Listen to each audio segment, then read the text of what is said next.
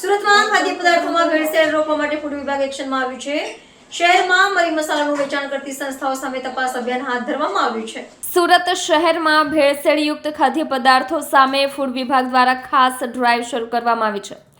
શહેરના અલગ અલગ ઝોનમાં અધિકારીઓની ટીમો દ્વારા મરી મસાલાનું વેચાણ કરતી દુકાનો અને સંસ્થાઓમાં ચેકિંગ હાથ ધરાયું છે. ફૂડ વિભાગની ટીમે રાંદેર ઝોનમાં આવેલી જલારામ મસાલા નામની સંસ્થામાં પહોંચી તપાસ કાર્યવાહી કરી હતી.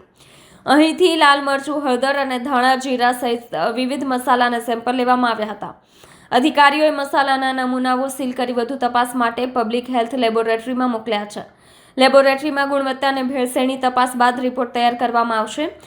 ફૂડ વિભાગના જણાવ્યા મુજબ જો રિપોર્ટમાં ભેળસેળ અથવા ગુણવત્તામાં ખામી સામે આવશે તો સંબંધિત વેપારીઓ અને સંસ્થાઓ સામે food safety and standard act હેઠળ કાર્યવાહી કરવામાં આવશે.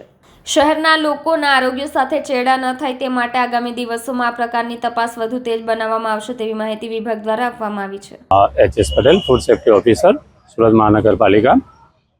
હાલમાં ઉનાળા ઋતુમાં મરી મસાલાનો સૌથી વધારે વેચાણ થતું હોવાથી અને સૌથી વધારે ઉનાળામાં આ મરી મસાલા ભરતા હોય ગૃહિણીઓ ઘરમાં, એના માટે ડેપ્યુટી કમિશનર અને મેડિકલ ઓફિસર હેલ્થની સૂચના અન્વયે કોર્પોરેશનના દરેક ઝોનોમાં મરી મસાલાનું ઉત્પાદન એટલે ઘંટી દળતા હોય છે, છતાં તેમાંથી વેચાણ થતું હોય એમાંથી નમૂના લેવાની કામગીરી ચાલી રહી છે. કેટલી ટીમો બનાવી છે?